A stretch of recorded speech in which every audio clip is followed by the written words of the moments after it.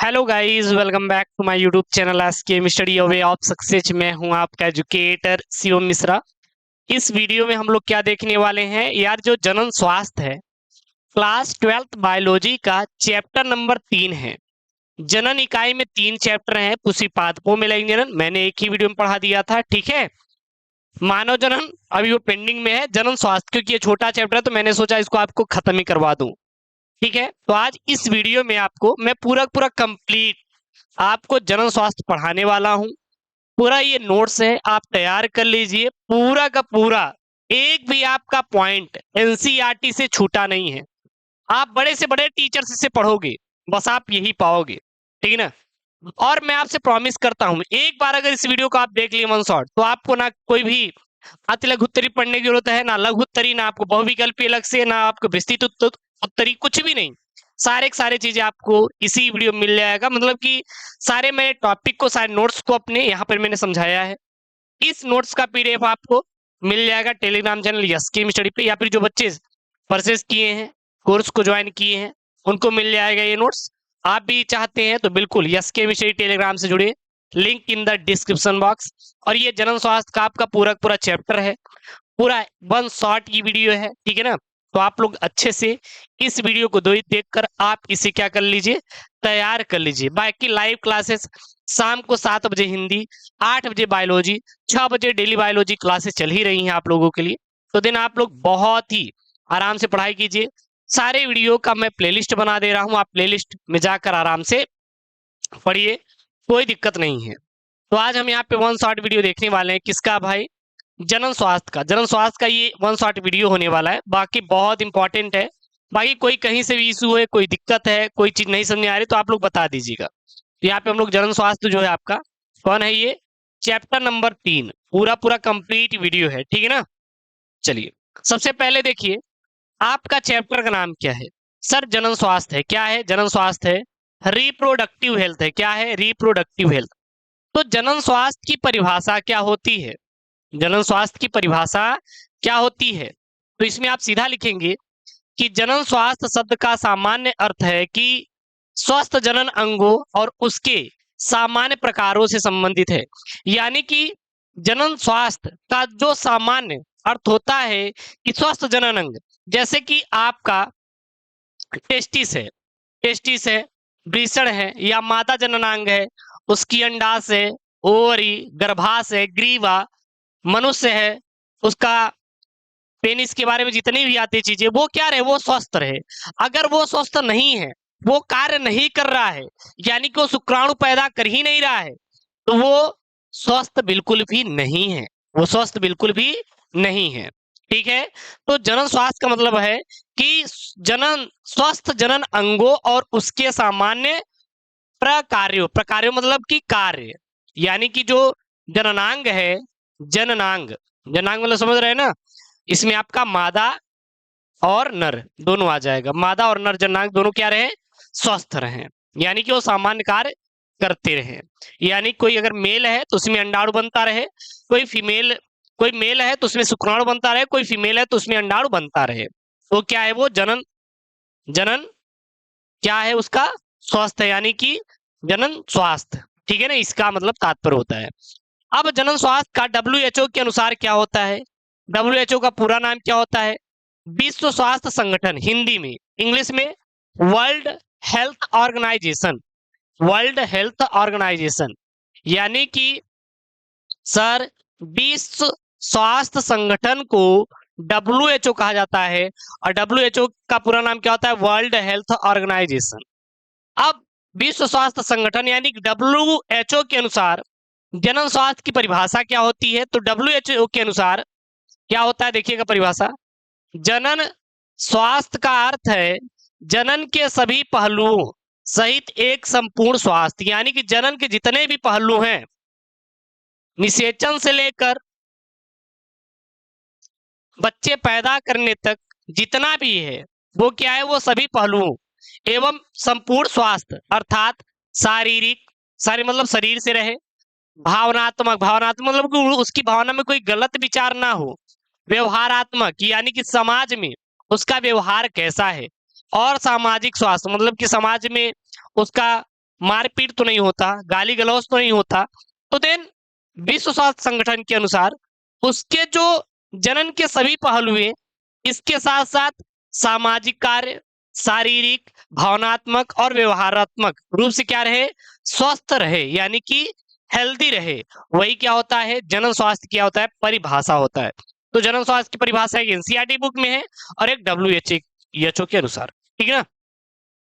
और हम लोग क्या बोलते हैं, ऐसे समाज को जननात्मक रूप से स्वास्थ्य समाज कहा जाता है या कहा जा सकता है, जिसमें लोगों के जनन अंग शारीरिक रूप से और प्रकारात्मक मतलब जो कार्य कर रहा है रूप से क्या हो, सामान्य हो, और यौन संबंधित सभी पहलुओं में जिनकी भावनात्मक और व्यवहारात्मक पारस्परिक क्रियाएं क्या हो, सामान्य हो, उसे क्या कहते हैं हम लोग, जनन स्वास्थ्य कहते हैं। क्या बोलते हैं, जनन स्वास्थ्य कहते हैं, ठीक है ना। अब देखिए जनन स्वास्थ्य समस्याएं क्या क्या हैं और इसकी कार्य नीतियां, यानी जनन स्वास्थ्य से संबंधित क्या क्या समस्याएं उत्पन्न हो रही हैं अपने भारत में और इसके लिए क्या क्या कार्य नीतियां अपनाई गई हैं। तो पूरे विश्व में भारत ही पहला ऐसा देश था जिसने राष्ट्रीय स्तर पर संपूर्ण जन स्वास्थ्य को एक लक्ष्य के रूप में प्राप्त करने के लिए राष्ट्रीय कार्य योजना और कार्यक्रमों की शुरुआत की। यानी कि जो जन स्वास्थ्य संबंधित समस्याएं हैं उनके लिए अनेक प्रकार की कार्य नीतियां बनाई गई, किसके द्वारा, भारत सरकार के द्वारा। भारत विश्व का पहला देश है जिसने राष्ट्रीय स्तर पर सन 1951 में परिवार नियोजन के नाम से जनन स्वास्थ्य कार्यक्रम को प्रारंभ किया। यानी कि भारत एक ऐसा देश है जो कि सन 1951 ईस्वी में परिवार नियोजन नामक एक जनन स्वास्थ्य कार्यक्रम को क्या किया, प्रारंभ किया, जिसमें जनन से संबंधित जितने भी परेशानियां थी उनको दूर करना, उनके बारे में बताना कि आप किस प्रकार से जनन संबंधी स्वस्थ रहेंगे, जैसे कि HIV, एड्स, अनचाहा गर्भ, बहुत तमाम प्रकार की बीमारियां हो जाती हैं, तो उससे बचाव के लिए इस कार्यक्रम को लाया गया। परिवार नियोजन को सबसे पहले परिवार नियोजन नाम दिया गया, उसके बाद परिवार कल्याण के नाम से जाने लगा। अब इसे जनन एवं बाल स्वास्थ्य सेवा कार्यक्रम यानी कि RCH, reproductive and child health care के नाम से जाना जाता है, ठीक है ना। किसके नाम से जाना जाता है, जनन एवं बाल स्वास्थ्य सेवा कार्यक्रम यानी कि RCH के नाम से जाना जाता है। पहले इसे किसके नाम से जाना जाता था, परिवार नियोजन, उसके बाद परिवार कल्याण, और अब जनन एवं बाल स्वास्थ्य सेवा कार्यक्रम के नाम से जाना जाता है। इस जनन स्वास्थ्य कार्यक्रम का प्रमुख उद्देश्य जननात्मक रूप से स्वस्थ समाज का निर्माण करना है। क्या निर्माण करना है, स्वस्थ समाज का निर्माण करना है। यहाँ पे देख सकते हैं आप, लिखा हुआ है कि इसका मेन कार्यक्रम ही है कि एक स्वस्थ समाज का निर्माण हो, यानी कि जिसमें जनन से संबंधित कोई रोग ना हो, वो किसी भी प्रकार का रोग ना हो। क्लियर है। उसके बाद क्या क्या ऐसे प्रयास हैं जो कि सरकार के द्वारा किए जा रहे हैं जनन स्वास्थ्य के लक्ष्य को प्राप्त करने के लिए किए जा रहे प्रयास, यानी कि तमाम आज भी भारत में ऐसे लोग हैं जो कि इससे जूझ रहे हैं, तमाम प्रकार की जनन संबंधित बीमारियां हैं, और उनको दूर करने के लिए और उस लक्ष्य को प्राप्त करने के लिए कि वो स्वस्थ रहे, क्या कार्यक्रम है, देखिएगा। इस कार्यक्रम के प्रति सरकार द्वारा लोगों को लुभाने के लिए और अधिक से अधिक इस कार्यक्रम से जोड़ने के लिए अनेक सुविधाएं व प्रोत्साहन भी दिए जाते हैं, जैसे कि टीवी और रेडियो कार्यक्रमों द्वारा प्रचार प्रसार करना, बच्चों की पुस्तकों में अध्याय के रूप में शामिल करना इत्यादि प्रकार के कार्यनीतियों के द्वारा जनन स्वास्थ्य लक्ष्य को प्राप्त करने के लिए कदम उठाए गए हैं। अर्थात एक लाइन में कह सकते हैं कि समाज में जनन स्वास्थ्य को लेकर जन जागरूकता प्रेरित करना ही भारत सरकार का क्या है, एकमात्र लक्ष्य है कि जन जागरूकता पैदा करें, किसके लिए, जनन स्वास्थ्य के लिए, ताकि कोई व्यक्ति बीमार ना हो, अपने काम को सही ढंग से कर पाए। उसके बाद अगला यहाँ पे है कि जनन स्वास्थ्य से संबंधित कार्यक्रम, यानी कि जनन स्वास्थ्य संबंधित कार्यक्रम में दी जाने वाली क्या क्या जानकारियां, जो कार्यक्रम चलाए जा रहे हैं भारत सरकार की तरफ से, वो चाहे परिवार कल्याण के रूप में हो या टीवी कार्यक्रम में हो, या फिर बात करें किताबों में क्या क्या बताया जाता है। सबसे पहला ये बताया जाता है कि किशोरावस्था में लड़के व लड़कियों के शरीर में आने वाले परिवर्तनों के बारे में बताना। कोई लड़का है, कोई लड़की है, कोई लड़का है, अभी देखेंगे सेक्स एजुकेशन जिसको कहते हैं कि तमाम आज देख रहे हैं कि हार्मोन्स परिवर्तन होता है, नाइट फॉल हो जाता है लड़कों में, लड़कियों में पीरियड आना शुरू हो जाता है 14 वर्ष के बाद। तो ये जो जनन परिवर्तन हो रहा है उसको बच्चों तक पहुंचाना, बताना कि ये सब शारीरिक परिवर्तन है। अगर उसको नहीं पता रहेगा, किसी बच्चे को नाइट फॉल हो गया, अब वो तो रो रहा है कि ये मुझसे क्या हो गई, ये क्या हो गया, कोई बच्ची है, अब उसको पता ही नहीं पीरियड क्या होता है, तो अपने घर वालों से भी नहीं बता पा रही है। तो इन सब सारी चीजों को बताना सरकार का एक लक्ष्य है कि हमारे जो बच्चे हैं, किशोरावस्था वाले जो लड़के लड़कियां हैं, वो इनके प्रति जागरूक रहें। दूसरा, यौन शिक्षा यानी सेक्स एजुकेशन के द्वारा लोगों को यौन संबंधित गलत अवधारणाओं से बचाना। जैसे कि ऐसा भी आता है, मूवी भी है कि एक लड़का किसी लड़की को किस कर लिया, मान लीजिए दोनों एक महिला मित्र हैं, और फिर वो कहता है क्या मैं प्रेग्नेंट हो जाऊंगी। ये कौन सा सवाल है, क्योंकि उसको पता ही नहीं है कि क्या किस करने से भी कोई लड़की प्रेग्नेंट हो जाती है अगर कोई लड़का किसी लड़की को किस कर रहा है उसकी शादी होने के बाद। तो इन सब सारी चीजों को बताना, यही क्या होता है, sex education. Bad touch, good touch क्या होता है, इन सारी चीजों को बताना, ठीक है ना। और क्या है, स्वस्थ व सुरक्षित यौन क्रियाओं की जानकारी देना। स्वस्थ मतलब भाई साहब एक्सपायर कंडोम है, प्रयोग कर लिए, बार बार यूज कर रहे हैं, तो एड्स जैसी बीमारियां तो होंगी ना, तो दिन इन सारी चीजों को बताना। उसके बाद है गर्भरोधक विकल्पों के बारे में जानकारी देना कि ऐसे ऐसे क्या क्या चीजें हैं कि आप अनचाहा गर्भधारण नहीं कर सकते, ठीक है ना।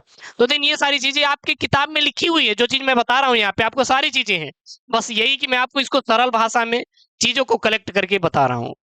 अगले पॉइंट में, प्रसव के बाद माँ व बच्चों की देखभाल के बारे में बताना। लड़का व लड़की का समान महत्व बताकर कन्या भ्रूण हत्या को रोकना। अब कन्या भ्रूण हत्या किसके द्वारा होता है, उल्ब वेधन।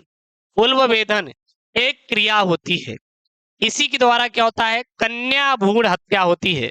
इसको रोकना भी क्या है, एक सरकार का लक्ष्य है, ठीक है। उसके बाद एड्स व अन्य लैंगिक संचारित रोगों के बारे में बताना। जनन स्वास्थ्य कार्यक्रमों में विभिन्न जानकारियां गांव गांव तक पहुंचाना, इत्यादि इत्यादि जन संबंधित कार्यक्रम हैं जिनके द्वारा जानकारियां पहुंचाई जा रही भारत सरकार के द्वारा, ठीक है ना।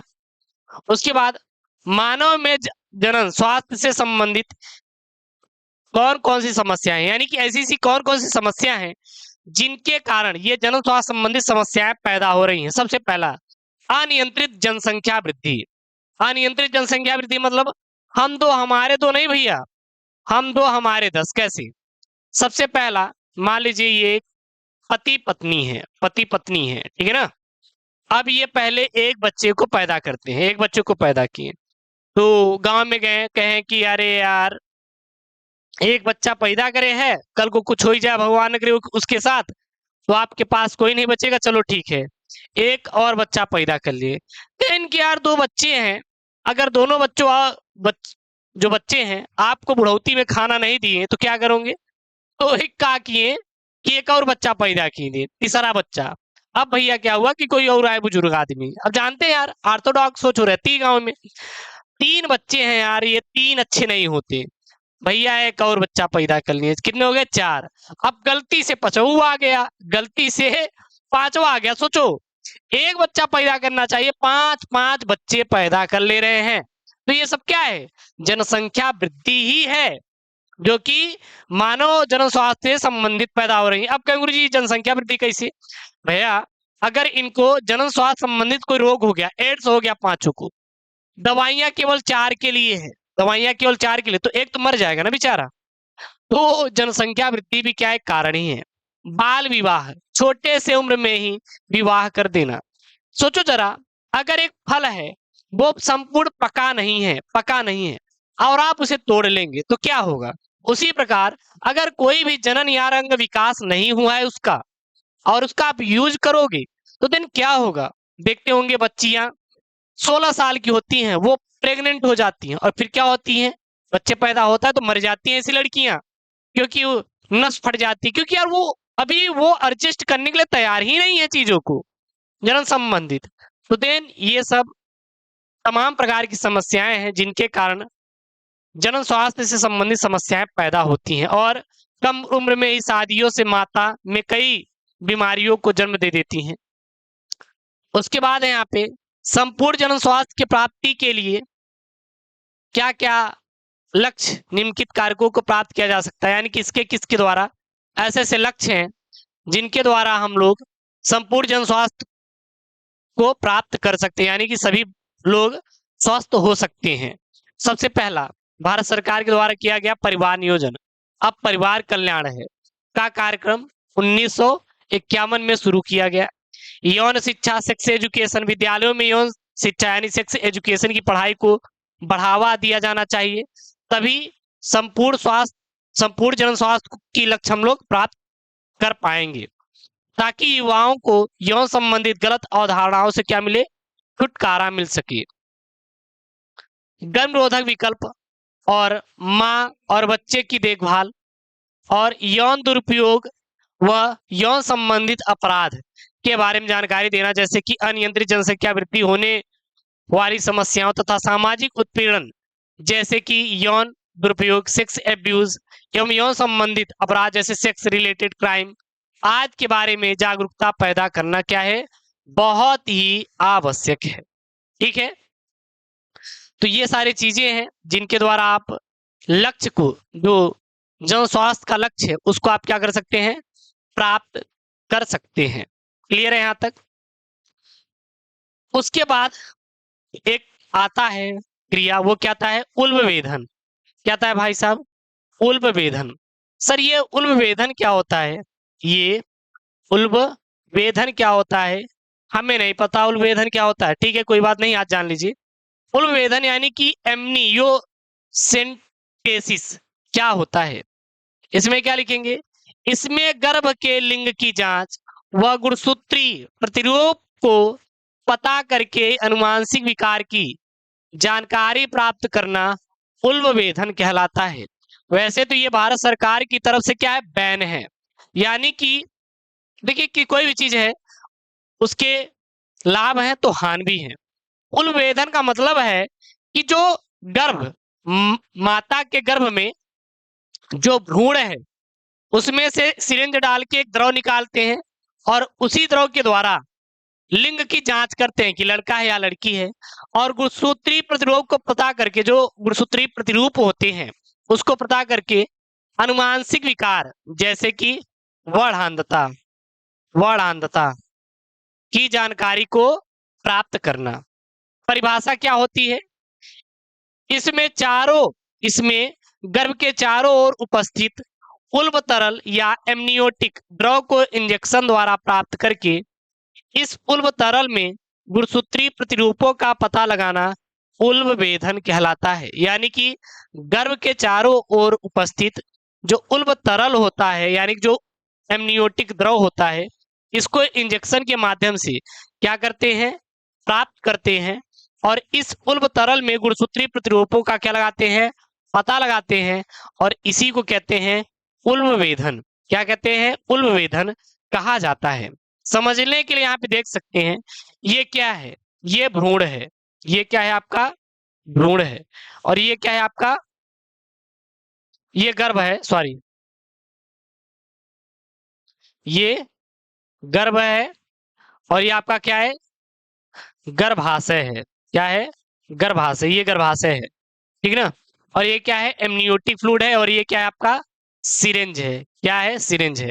अब इसी सिरिंज को डालकर यहां से देखिए सही से डालते हैं, ऐसे नहीं कि कहीं पर भी।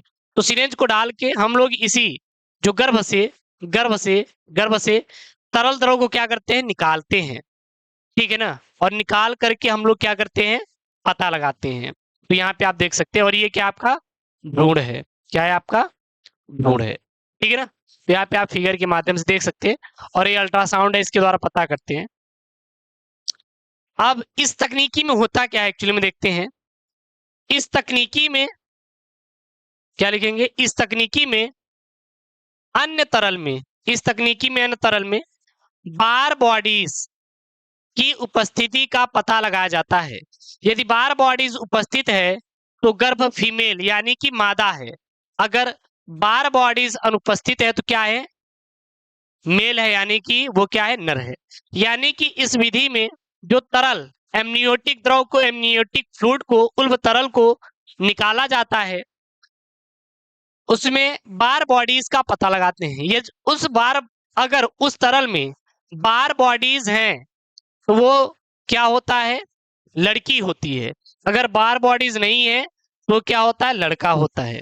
अब बार बॉडीज होता क्या है उसको जानने से पहले यहाँ पे देखिए, बार बॉडीज को उल्ब तरल के गुणसूत्रीय प्रतिरूप में पता लगाया जाता है। बार बॉडीज मादा की दैहिक यानी कि कायकोशिका में उपस्थित निष्क्रिय एक्स गुणसूत्र बार बॉडीज कहलाते हैं। यानी कि जो बार बॉडीज होते हैं उसको किसके कहते हैं, जो मादा होती हैं उसमें एक्स गुणसूत्र पाया जाता है ना, वही क्या कहलाता है, बार बॉडीज कहलाता है। बार बॉडीज की संख्या लिंग गुणसूत्र की संख्या एक्स से एक कम होती है, अतः यह पुरुष में अनुपस्थिति होती है जबकि मादा में पाई जाती है। यानी कि देखिए, जो एक्स होता है लड़कियों में क्या वाई पाया जाता है, नहीं पाया जाता, नहीं पाया जाता, नहीं पाया जाता ना। लेकिन लड़कियों में दो एक्स एक्स पाए जाते हैं, लेकिन लड़कों में एक कम पाया जाता है, एक्स और वाई पाया जाता है। तो इसलिए अगर एक्स है तो लड़की है, नहीं है तो लड़का है, वही क्या होता है, बार बॉडीज होता है। इस नोट्स को आराम से लिख लीजिएगा। तो ये है उल्वेधन के बारे में, तो आप इसको बना लीजिएगा, ठीक है ना। इसके बाद आता है जनसंख्या वृद्धि। ये भैया इंपॉर्टेंट टॉपिक है आपके बोर्ड के लिए, एटीसी आईएमपी, और ये भी आपका उल्वेधन भी आईएमपी है। कि उल्वेधन की विधि में क्या पता लगाते हैं तो दिन आप बता दीजिएगा। अब जानते हैं जनसंख्या यानी कि पॉपुलेशन क्या होता है। किसी दिए गए क्षेत्र में पाए जाने वाले जीवों की संख्या को जनसंख्या या समष्टि यानी कि पॉपुलेशन कहते हैं। कोई भी क्षेत्र है उसमें पाए जाने वाली जो जीवों की जनसंख्या है उसे क्या कहते हैं, जनसंख्या यानी कि पॉपुलेशन कहलाती है। जो जीवों की संख्या होती है वही क्या कहलाती है, जनसंख्या कहलाती है। उसके बाद आता है जनसांख्यिकी। ये जनसांख्यिकी क्या होता है, तो वैज्ञानिक तरीके से जनसंख्या का अध्ययन करना जनसांख्यिकी कहलाता है।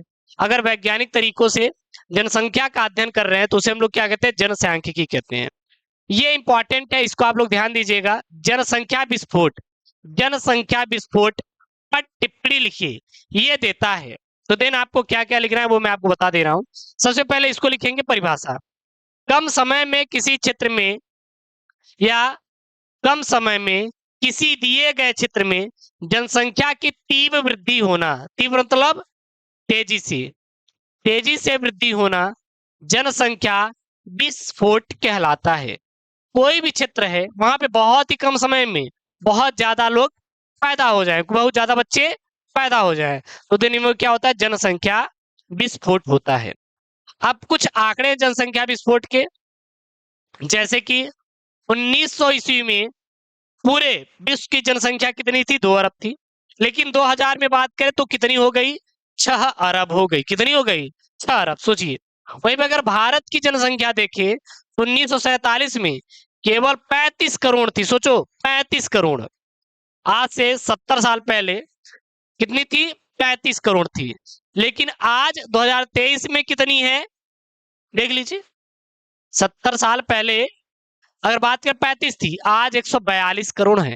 कितनी है, 142 करोड़ जनसंख्या है। तो ये जनसंख्या क्या है, कारण है। अब इसके क्या क्या प्रमुख कारण है जनसंख्या वृद्धि के। सबसे पहला, अच्छी जीवन दशाएं और स्वास्थ्य सुविधाएं। भैया अगर आपको बुखार हो गया और डॉक्टर अच्छा मिल गया तो आप दवा ले लेंगे, क्या आप मरेंगे, नहीं मरेंगे। तो देन ये सब भी जनसंख्या वृद्धि के कारण है। मृत्यु दर में कभी जैसे मातृ मृत्यु दर, शिशु मृत्यु दर, सरकार इतनी कार्यक्रम लेके जा आ रही है जिसके द्वारा बच्चे पैदा हो रहे हैं। पहले क्या होता था, बच्चे पैदा होते थे, उनको सुविधाएं नहीं मिलती थी, मर जाते थे, लेकिन आज उनका इलाज हो रहा है। तो शिशु मृत्यु दर और मातृ मृत्यु दर की कमी भी जनसंख्या वृद्धि क्या क्या है कारण है। अब कहेंगे गुरुजी तो मार डालना चाहिए। अरे नहीं यार, ऐसे कैसे कर सकते हो, किसी की जान ले सकते नहीं, बल्कि आप बच्चे पैदा करो ही ना, ठीक है ना। उसके बाद जनन आय वर्ग वालों की संख्या में वृद्धि, मतलब कि 18 साल का 18 साल की लड़की और 21 साल का लड़का, आज देखो तमाम घूम रहे हैं, ठीक है ना। तो जब अब ये भैया अब हो गए तो इनकी शादी होगी ना, तो बच्चे तो पैदा करेंगे। जन्म दर यानी कि बर्थ रेट बहुत ज्यादा है कि सबको बच्चा पैदा करना है, तो ये सब क्या है कारण है। कम करने के उपाय क्या क्या है सर? तो सबसे पहला उपाय है कि गर्भ निरोधक विधियों के प्रति जन जागरूकता है एवं गर्भ निरोधकों का उपयोग करना। गुरु जी किए जा रहे हैं अपने मन का, बच्चे पैदा किए जा रहे हैं, और तमाम हैं यार चीजें, आप यूज करो, बच्चा उत्पन्न होगा ही नहीं, लेकिन करना ही नहीं है। उसके बाद छोटा परिवार सुखी परिवार एवं हम दो हमारे दो या हमारा दो, ठीक है ना। जैसे नारों को जीवन में अपनाना, लेकिन किसको अपनाना है यार, कहेंगे हम दो हमारे 10 रहेंगे। समाज में समाज को शिक्षित बनाना ताकि विभिन्न प्रकार की सामाजिक कुरीतियों, अवधारणाओं और अंधविश्वास से समाज मुक्त हो सके, ठीक है। उसके बाद विवाह आयु लड़कों के लिए 21 वर्ष और लड़कियों के लिए 18 वर्ष निर्धारित रहे। लड़का एवं लड़की को समाज में समान दर्जा देना इत्यादि, ये सब रोकने क्या उपाय है, जनसंख्या वृद्धि को रोकने के लिए या कम करने के लिए उपाय है। तो ये अगर जनसंख्या विस्फोट पर आ जाए तो पहले आप इसका परिभाषा लिखिएगा, आंकड़े लिखिएगा, जनसंख्या वृद्धि लिखिएगा और इसको वृद्धि को कम करने के लिए उपाय, बस, और आपको कुछ भी लिखने की जरूरत नहीं है। अब गर्भ निरोधक विधियां या युक्तियां, यानी किसके द्वारा आप गर्भ निरोधक यानी जो गर्भ धारण करती हैं उनको बचा जा सकता है। गर्भ धारण से बचने के क्या क्या उपाय हैं, तो उसी को क्या कहते हैं, गर्भ निरोधक युक्तियां या विधियां। तो तमाम प्रकार के जैसे प्राकृतिक विधियां हैं, रोध या बैरियर विधियां हैं, अंत गर्भाशय युक्तियां यानी कि जिसको हम लोग कहते हैं आईयूडी है, भी पूरा नाम बताएंगे, गोलियां हैं, शल्य क्रिया विधि है, और टीका यानी कि अंतरोपण भी विभिन्न प्रकार की विधियां हैं जिसके द्वारा अनचाहे गर्भ से बचा जा सकता है। सबसे पहला है प्राकृतिक विधियां, जिसको बोलते हैं नेचुरल, यहाँ पे देख सकते हैं ना, पहला प्राकृतिक विधियां। तो इसमें अंडाणु व शुक्राणु को प्राकृतिक तरीके से मिलने से रोका जा सकता है। यानी जो अंडाणु है जब तक शुक्राणु से नहीं मिलेंगे तब तक कोई भी महिला गर्भधारण नहीं करेगी। तो बहुत सारी तमाम प्राकृतिक विधियां जो हम लोग नेचुरल तरीके से अपना सकते हैं, जैसे कि अवधि संयम, पीरियड के समय आप किसी पुरुष से संबंध ना बनाएं तो अनचाहे गर्भ से बचा जा सकता है। यानी कि महिवारी के 10वें से 17वें दिन के बीच अवधि में निषेच अवधि, यानी कि इसको निषेच अवधि कहते हैं, इसमें संभोग नहीं करना चाहिए। उसके बाद वाय स्खलन, यानी कि वाय स्खलन का मतलब होता है कि जो वीर्य है वो गर्भाशय के अंदर नहीं बल्कि आप बाहर इसको छोड़ो, निकालो, यानी कि संभोग के दौरान वीर्य स्खलन योनि से बाहर किया जाना चाहिए। स्तनपान अनावर्तन, स्तनपान अनावर्तन का मतलब होता है प्रसव, यानी कि बच्चा पैदा होने के बाद 4 से 6 माह तक जब स्त्री शिशु को पूर्णतः स्तनपान कराती है, प्रायः अंडोत्सर्ग नहीं होता। जब तक स्त्री कोई है अपने बच्चे को स्तनपान कराती है तब तक उस स्त्री में अंडाणु नहीं बनते, यानी कि वो सुरक्षित होती है। देन आप उस समय आप कर सकते हैं, कोई दिक्कत नहीं है, ठीक है ना। उसके बाद है अगला रोध या रोधक, जिसको बोलते हैं बैरियर के द्वारा। इसमें अंडाणु और शुक्राणु को भौतिक रूप से मिलने से रोका जा सकता है, जैसे तमाम प्रकार के निरोध का प्रयोग करके, जैसे कि स्त्री और पुरुष निरोध का प्रयोग करके। इसको केवल एक बार यूज किया जाना चाहिए, इसको एक बार यूज करना चाहिए, भी आप लोग ध्यान देना है, करना चाहिए, ठीक है ना। लेकिन वहीं पे अन्य रबड़ के जो बने रोधक है, जैसे डायफ्राम है, गर्भाशय ग्रीवा है, गर्भाशय ग्रीवा टोपी और वाल्ट है, इसको आप लोग एक से अधिक बार प्रयोग कर सकते हैं, ठीक है ना, एक से अधिक बार यूज कर सकते हैं। क्लियर है, कर सकते हैं। ये तमाम प्रकार के यहाँ पे निरोध का उपयोग करके भी अनचाहा गर्भधारण को रोका जा सकता है। उसके बाद है यहाँ पे अगला मेथड है अंतः गर्भाशय युक्ति यानी कि आईयूडी। आईयूडी का सबसे पहले पूरा नाम क्या होता है? तो इंट्रा यूटेरिन डिवाइस होता है। क्या होता है? इंट्रा यूटेरिन डिवाइस होता है आईयूडी का पूरा नाम। क्या होता है सर? डॉक्टर या प्रशिक्षित नर्सों द्वारा आईयूडी यानी कि इंट्रा यूटेरिन डिवाइस को योनि मार्ग से गर्भाशय में लगाया जा सकता है। ये 3 प्रकार की होती है, जैसे कि औषध रहित आईयूडी, तांबा मोचक आईयूडी और हार्मोन्स मोचक आईयूडी। जैसे कि आपका औषधि रहित आईयूडी जैसे आपका लिपिपस है, लिपिपस लूप है। तांबा मोचक आईयूडी जैसे copper T, copper 7, Multiload 375, CUT copper T. तो तमाम प्रकार के तांबा मोचक आईयूडी हैं। और हार्मोन मोचक आईयूडी जैसे कि प्रोजे सर्ट और LNG-20। तो क्या प्रकार क्या होते हैं? आईयूडी होते हैं। आप देख सकते हैं फिगर के माध्यम से भी देख सकते हैं। ये क्या होता है आपका? ये आपका क्या है? ये आपका आईयूडी है। आप देखिए यही क्या आपका आईयूडी है, ठीक है ना? यहाँ देखिए लगाया गया है ये चीज, ठीक है। ये क्या आपका कॉपर टी है और इसी को क्या कहते हैं? आईयूडी, इंट्रा यूटेरिन डिवाइस है। इसके द्वारा भी अनचाहे गर्भ से छुटकारा मिल सकता है। उसके बाद रासायनिक विधियां तमाम प्रकार की, जैसे कि इसमें रासायनिक पदार्थों का उपयोग किया जाता है, जैसे गोलियां जो मुंह से ली जाती हैं, गोलियां आती हैं। इसमें 2 गोलियां होती हैं, एक मालाडी के नाम से जानी जाती है, एक सहेली नाम से जाना जाती है। जो प्रतिदिन गोली ली जाती है उसे हम लोग मालाडी कहते हैं और जो साप्ताहिक ली जाती है उसे हम लोग सहेली कहते हैं, ठीक है ना? तो इसमें 2 प्रकार की, जैसे गोलियों के माध्यम से जो मुंह से खाकर और इंजेक्शन के द्वारा भी। तो यहाँ पे गोलियां 2 होगी, एक मालाडी होगी जो प्रतिदिन ली जाती है, साप्ताहिक ली जाने वाली सहेली है। मालाडी आवर्त चक्र के शुरू होने से लेकर 21वें दिन तक प्रतिदिन लेना चाहिए, ठीक है ना? उसके बाद इंजेक्शन है, इंजेक्शन अंतरोप यानी कि टीका अंतरोप। ये प्रोजेस्टेरॉन और एस्ट्रोजन का क्या होता है?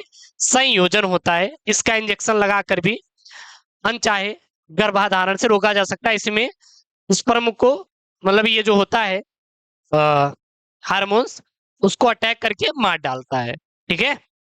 शल्य चिकित्सा यानी कि बद्धकरण के द्वारा। तो ये 2 प्रकार की होती हैं। वैक्सेक्टोमी, ये इंपॉर्टेंट है यार, आपके पेपर में आता है, ये सब इंपॉर्टेंट है, आप लोग तैयार कर लेंगे। शुक्रवाहक उच्छेदन जिसको हम लोग वैक्सेक्टोमी कहते हैं, और दूसरा है नलिका उच्छेदन जिसको हम लोग ट्यूबेक्टोमी कहते हैं। तो शल्य चिकित्सा द्वारा शुक्रवाहक का छोटा सा भाग काट कर निकाल दिया जाता है या बांध दिया जाता है, उसे हम लोग वैक्सेक्टोमी कहते हैं। और ट्यूबेक्टोमी में यह शल्य चिकित्सा द्वारा अंडवाहिनी का छोटा सा भाग काट दिया जाता है या बांध दिया जाता है।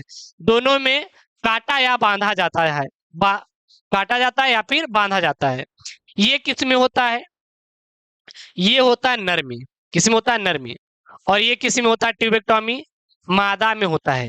तो लिख सकते हैं कि निम्नलिखित में से गर्भनिरोधन की अस्थायी विधि कौन सी है? मादा में गर्भनिरोधन की अस्थायी विधि क्या है? तो ट्यूबेक्टोमी है। पुरुष में वैक्सेक्टोमी है, ठीक है ना? यहाँ पे देख सकते हैं, यहाँ पे नली है किसकी? अंडाणु नली है, उसको काट के आप फिर बांधा जा सकता है।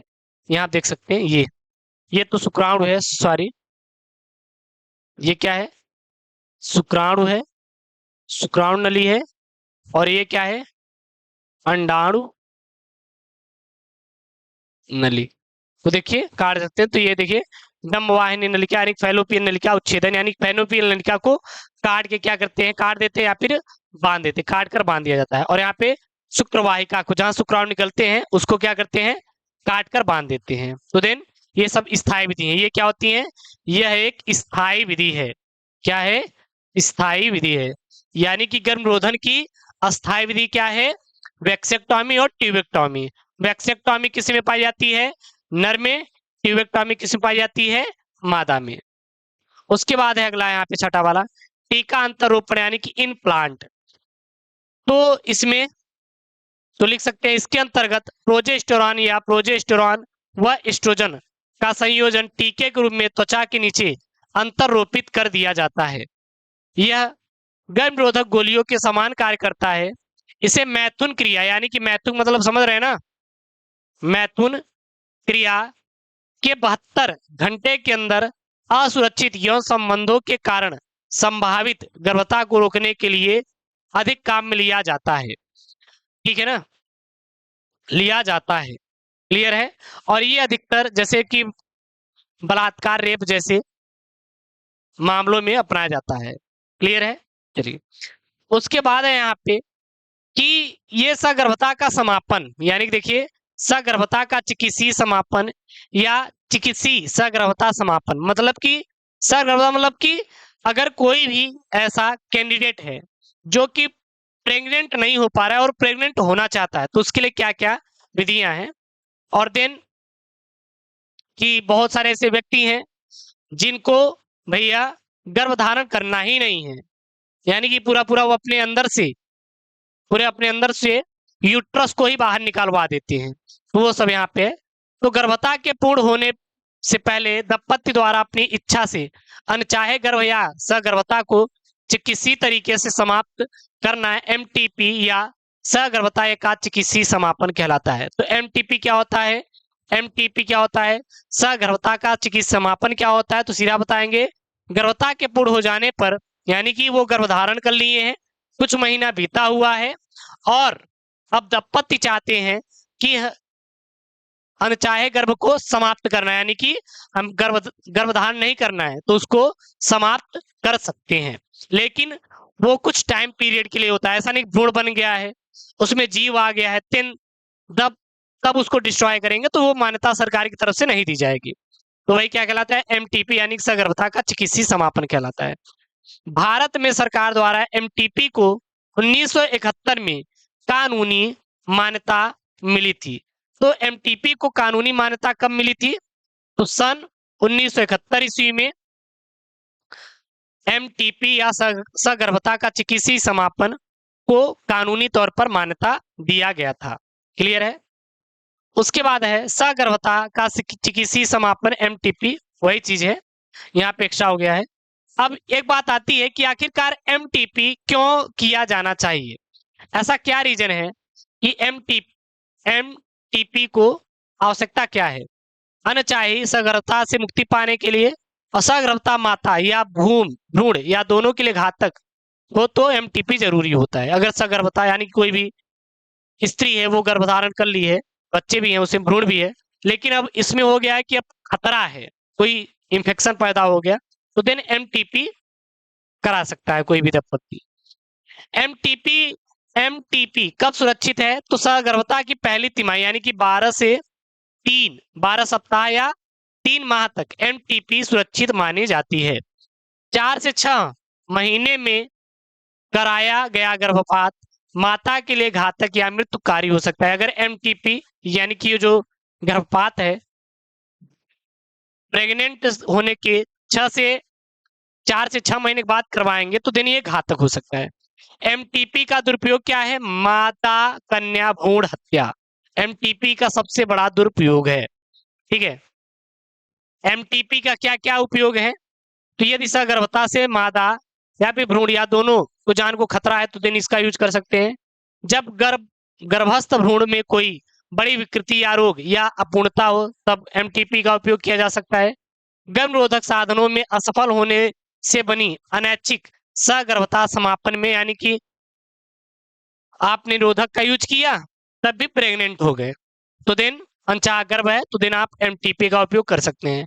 बलात्कार जैसी घटनाओं में या घटनाओं से उत्पन्न सगर्भता के समापन में भी एमटीपी का उपयोग किया जाता है। इसके बाद अगला आता है यौन संचारित रोग। यौन संचारित रोग क्या है, सेक्सुअली ट्रांसमिटेड डिसीज यानी कि एसटीडी। ये यौन संचारित रोग क्या है, यौन संचारित रोग मतलब कि एसटीडी क्या होता है, इट इज इंपॉर्टेंट पॉइंट यार फॉर योर बोर्ड एग्जाम। तो मैथुन, यहाँ आप क्या लिखे, मैथुन संभोग या सहवास द्वारा संचारित होने वाले रोग या संक्रमण को यौन या लैंगिक संचारित रोग कहते हैं, यानी संभोग या मैथुन या सहवास द्वारा संचारित होने वाले रोग या संक्रमण को क्या कहते हैं, यौन संचारित रोग कहते हैं। इसका अन्य नाम क्या होता है, रत्तीज रोग के नाम से जानते हैं, यानी कि वीडी के नाम से जानते हैं। यहाँ पे इसका फुल फॉर्म मैंने लिख दिया है, या फिर जनन मार्ग संक्रमण भी कह सकते हैं, रिप्रोडक्टिव ट्रैक्ट इन्फेक्शन यानी कि आरटीआई के नाम से भी हम लोग इसको जानते हैं।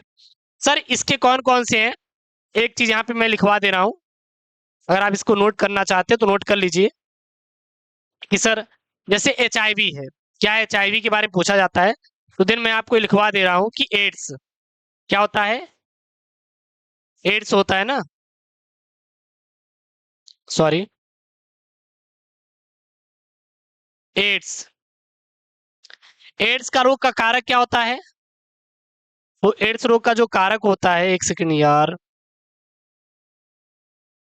एड्स रोग का जो कारक होता है वो लिख लीजिए, यहाँ पे कहाँ गया यार, ये मैं लिखा था यार, दो तीन था यहाँ पॉइंट वाले, शायद इससे भी बेहतर मिल जाए, देन मैं यार लिखवा दूं, लेकिन मिल ही नहीं रहा यार यहाँ पे,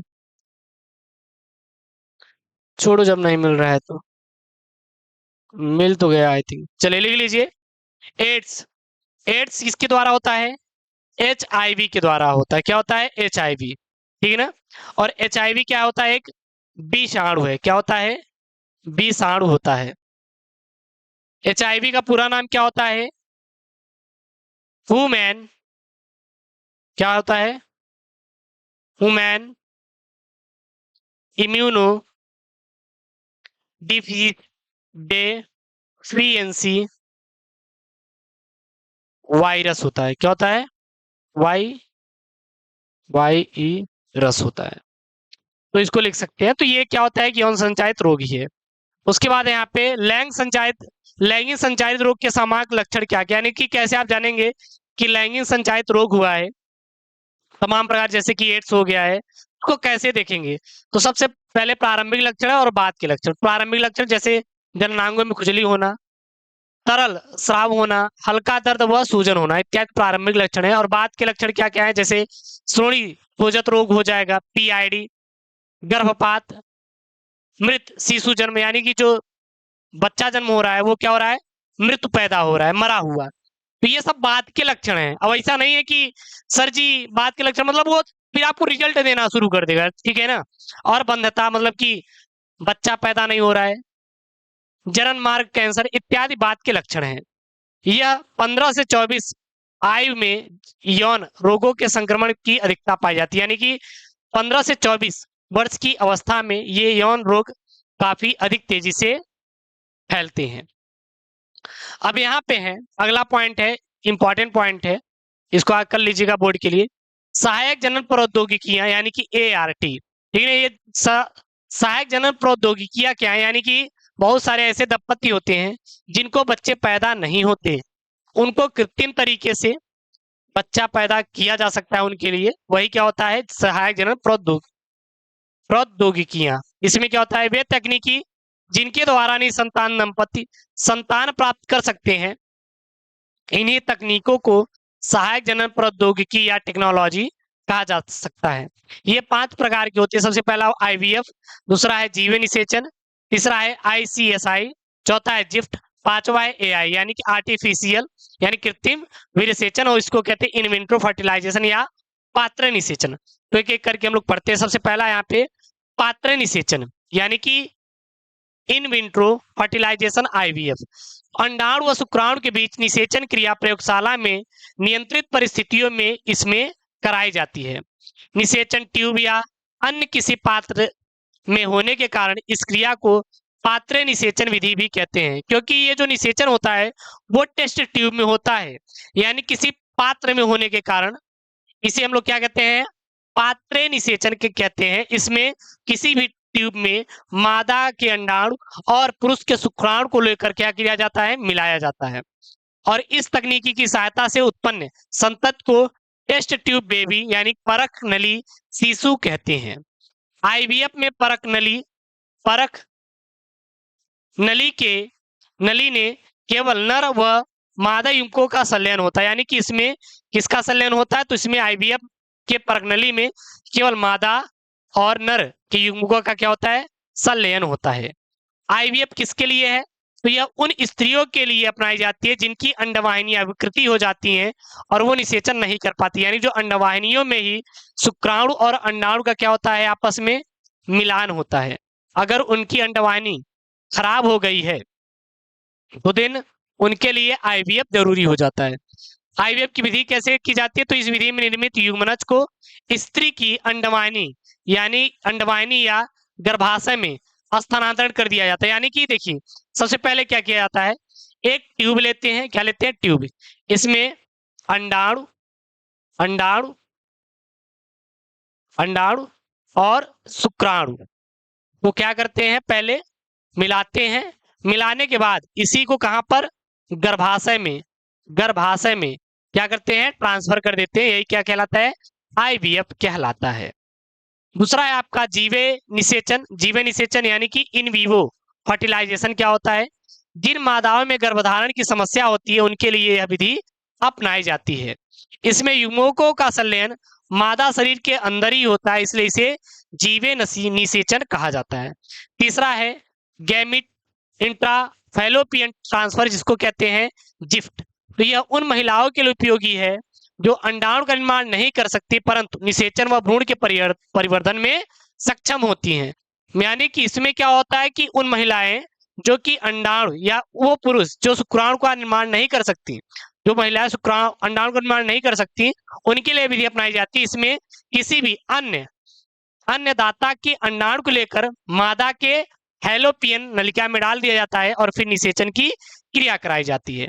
इस विधि के अंतर्गत दाता स्त्री के अंडाणु को लेकर ग्राही स्त्री के फैलोपियन ट्यूब में स्थानांतरण कर दिया जाता है, जहां पर निषेचन प्राकृतिक रूप से होता है। क्लियर है। चौथा यहाँ पे है इंट्रासाइटोप्लाज्मिक स्पर्म इंजेक्शन, जिसको हम लोग ICSI बोलते हैं। इसमें शुक्राणु को सीधे ही अंड के अंदर पहुंचा दिया जाता है, उसको क्या कहते हैं, ICSI। तो बहुत ही सिंपल मैंने परिभाषा में यहाँ पे आपको समझाया है, आप लोग इसको याद कर लीजिएगा।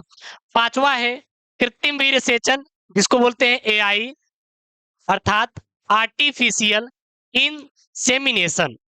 यह विधि उन नरों के लिए है जो प्राकृतिक रूप से वीर्य को मादा जनन मार्ग तक नहीं पहुंचा पाते या जिनके वीर्य में शुक्राणु की संख्या की कमी होती है, तो दाता से शुक्राणु लेकर मादा के फैलोपियन में पहुंचा दिया जाता है। ठीक है, समझ रहे होंगे बाकी बातें। इस विधि में दाता के वीर्य को कृत्रिम रूप से मादा के जन्म मार्ग में पहुंचाया जाता है, जिसे AAI या IVI यानी कि अंतः गर्भाशय वीर्य सेचन कहते हैं। तो यहाँ पर ये जो चैप्टर है जनन स्वास्थ्य कंप्लीट होता है। हर एक चीज मैं यहाँ पे बता दिया हूँ, कोई पॉइंट छूटा नहीं है।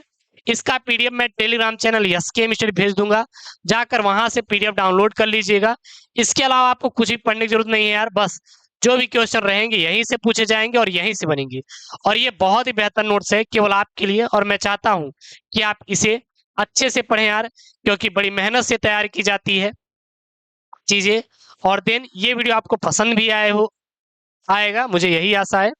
और हाँ, वीडियो अच्छा लगे तो प्लीज वीडियो को लाइक करिएगा, चैनल को सब्सक्राइब करके अपने दोस्तों के साथ वीडियोस को क्या कर देंगे, शेयर कर देंगे। और शाम को डेली 7 बजे लाइव क्लास हिंदी चलती है, 8 बजे बायोलॉजी क्लास चलती है और शाम को 6 बजे टॉपिक प्रीमियर में अलग से लगा रहता है। तो सारी वीडियोस बहुत इंपॉर्टेंट है आपके लिए। मैं लगातार आपकी बेहतर तैयारी कराने के लिए आ गया हूँ SK स्टडी यूट्यूब चैनल पर, तो आपको टेंशन नहीं लेना है। मैं आपके साथ हूं, तो आपको टेंशन लेने की जरूरत बिल्कुल भी नहीं है। तो मिलते हैं अगली वीडियो में, सारा सिलेबस आपका कंप्लीट करवा देंगे, आप लोग बिल्कुल टेंशन मत लीजिएगा। ओके दोस्तों, thank you, Jai Hind, take care, bye bye.